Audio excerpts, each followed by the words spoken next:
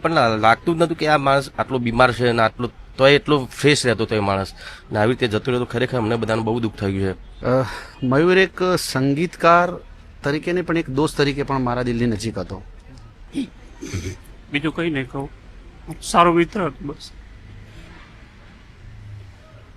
મારી સમજણ બરોબર લગભગ મયુર નાડિયા જેટલા ગીત હિટ આપ્યા છે એટલા લગભગ કોઈ સંગીતકારે આટલા ગીતો હિટ નહીં આલે. રોણા શેરમાં હોય, એકલો રબારી હોય કે લહેરી લાલા, એવા ગીતો જે યુટ્યુબ ઉપર મિલિયન્સ વ્યૂ ધરાવે છે, એના સંગીતકાર છે તા મયુર નાડિયા. એ બહુ ઉગતી વયે, કાચી વયે એમનું અવસાન થયું છે 35 વર્ષની ઉંમરે. અત્યારે એમને શ્રદ્ધાંજલિ આપવા માટે વિક્રમ ઠાકોર, જિગ્નેશ કવિરાજ, મનુભાઈ રબારી, રાકેશ બારોટ સહિતના ગાયક કલાકારો આવ્યા છે. તો આપણે એમની સાથે વાત કરીએ કે એમના સંસ્મરણો વાગડ્યો. શું કહેશો તમે, તમારા સંસ્મરણો શું છે વિક્રમભાઈ? મયુરભાઈ જ્યારે એમને સ્ટુડિયો નહોતો ત્યારે મારી જોડે કીબોર્ડ વગાડતા હતા મારા પ્રોગ્રામોમાં, અને ત્યારથી જ એમનામાં બહુ સારું ટેલેન્ટ હતું. અને પછી જ્યારે યુટ્યુબનો જમાનો આવ્યો ત્યારે મારું પહેલું યુટ્યુબ સોંગ હતું જુદાઈ.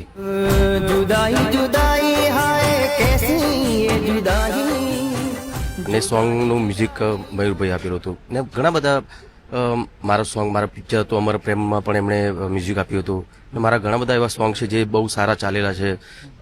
જુદાઈ હોય, તારી મારી કહાણી હોય, દીકરી તુલસીનો ક્યારો હોય, એવા ઘણા બધા ગીતોમાં એમણે મ્યુઝિક આપ્યું છે. ને બધા, હું તો ઠીક છું, એવા નાના કલાકારો જે હતા એ એમના મ્યુઝિકથી આગળ આવ્યા છે, એવા બી ઘણા બધા કલાકારો છે. અને અમે બધા મોટા મોટા કલાકારોએ એમની સાથે કામ કર્યું છે. ને અમારે પહેલાંથી જ કોઈ બી યુટ્યુબ સોંગ હોય તો પહેલાં અમે ક્યાં કરવું છે તો અમે પહેલાં એક જ વસ્તુ કહીએ કોઈ બી પ્રોડ્યુસરને કે ભાઈ આપણે મયુભાઈના ત્યાં કરીએ. મયુભાઈ ફ્રી ના હોય તો પછી અમે બીજા કોઈ સ્ટુડિયો પર જતા હોઈએ છીએ. એટલે એટલું એમનું સારું મ્યુઝિક હતું. અને એમનું સ્વભાવ એટલો સારો હતો કે એ બીમાર હતા એટલા બધા, તો એ એમના ચહેરા ઉપર તમને લાગે નહીં કે આ માણસ બીમાર. અઠવાડિયા પહેલાં જ મેં અમારા આત્મારામ કાકા છે ડાયરેક્ટર, એમના યુટ્યુબ ચેનલ પર સોંગ કર્યું ત્યારે અઠવાડિયા પહેલાં જ અમે લોકો મળ્યા હતા. અને જ્યારે મૃત્યુ પામ્યા એના આગલા દિવસે મેં એમને ફોન કર્યો તો મયુરભાઈ આપણું પેલું સોંગ થઈ ગયું કે નહીં, એટલે હા બધું ફાઇનલ થઈ ગયું. તો આમ પણ લાગતું જ નતું કે આ માણસ આટલો બીમાર છે અને આટલો તોય એટલો ફ્રેશ રહેતો તો એ માણસ ને આવી રીતે જતો રહેતો ખરેખર અમને બધાને બહુ દુઃખ થયું છે. જિગ્નેશભાઈ, તમારા ગીતો પણ બહુ હિટ થયા છે, એમાં પણ એમનો ફાળો છે, કઈ રીતે યાદ કરશો તમે? મયુરભાઈએ લગભગ મોસ્ટ ઓફલી અત્યારે બધા સંગીતકાર ખૂબ સારું સંગીત આપે છે. પણ મારી સમજણ બરોબર લગભગ મયુર નાડિયા જેટલા ગીત હિટ આપ્યા છે એટલા લગભગ કોઈ સંગીતકારે આટલા ગીતો હિટ નહીં આલે કે જે આટલા મિલિયનમાં હોય. કે વિક્રમભાઈ ના હોય કે રાકેશભાઈ હોય કે હું હોય કે કોઈ બી કલાકારો, સારા બધા કલાકારો છે. અને કયા ગીતોના નામ દેવા, મારા તો લગભગ ડીજે ખેલાડીથી માંડીને બહુ સંગીતો સારા આપે ડીજેના. અને મારું બહુ જ જે ગીત ફેમસ થયેલું હાથમાં વિસ્કી, પછી દૂરથી સલામ, મા બાપથી મોટું, આ બધા ગીતો એમના સંગીત એમને આપેલું છે. અને એના વિશે બોલવા જઈએ તો ઘણું બધું બોલી શકીએ છીએ, પણ બસ એને શ્રદ્ધાંજલિ અને આવો દોસ્ત ક્યારે મળશે નહીં. રાકેશભાઈ બારોટ, તમે કઈ રીતે યાદ કરશો? મયુર એક સંગીતકાર તરીકે ને પણ એક દોસ્ત તરીકે પણ મારા દિલની નજીક હતો.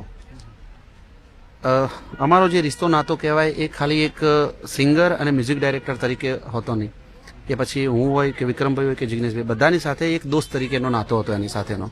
બીજું જેમ વાત કરી તો કદાચ તમે ગુજરાતના 10 યુટ્યુબ સોંગ ઉઠાવીને જોઈ લેશો ને તો 10માંથી 9 નહીં પણ 10માંથી 10 ગીત ટોપ વ્યૂઝવાળા એમાં મ્યુઝિક મયુર નાડિયાનું જ હશે. એટલો બધો ટેલેન્ટેડ હતો, પણ કદાચ ક્યાંક ને ક્યાંક પડદા પાછળનો વ્યક્તિ હતો. એટલે કદાચ આજે એના અવસાનની કદાચ એટલી બધી નોંધ પણ કદાચ નથી લેવાઈ રહી એવું અમને બધાને લાગી રહ્યું છે.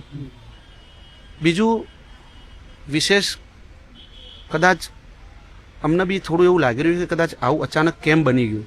એની તબિયત નહોતી સારી રહેતી, એક વસવસો રહી ગયો, કદાચ ક્યાંક અમે એને મદદરૂપ થઈ શકતા હતા તો આ કદાચ આ સમયે ના આવ્યો એવો એક વસવસો પણ છે. અને જેમ કીધું એમ આવો મિત્ર, આવો દોસ્ત, આવો સંગીતકાર. તમારી કારકિર્દીમાં એનો કેટલો ફાળો તમે જુઓ છો? મારા તો 90% સોંગ મયુર નાડિયાના મ્યુઝિકમાં જ બનેલા છે. એનાથી વિશેષ હું કશું ના કહું છું ને કે મારા જેટલા સોંગ બને છે એમાં 90% સોંગમાં મ્યુઝિક મયુર નાડિયાનું છે. અને એ તમામ સોંગ એ હિટની વ્યાખ્યામાં આવેલા છે. આપણી સાથે મનુભાઈ રબારી છે. મયુર નાડિયાના કમ્પોઝિશનમાં ઢગલાબંધ ગીતો એમણે લખ્યા છે. તો આપણે મનુભાઈ સાથે વાત કરીએ. મનુભાઈ, તમે અંદાજે કેટલા ગીતો લખ્યા હશે અને કેવું ટ્યુનિંગ હતું તમારું મયુરભાઈ સાથે? બીજું કઈ નહીં કહું, સારો મિત્ર હતો બસ. લગભગ 90% રાકેશભાઈ કીધું એમ અમે 90% બંને સાથે કામ કર્યું છેલ્લે સુધી. બસ ભગવાન એના આત્માને શાંતિ આપે.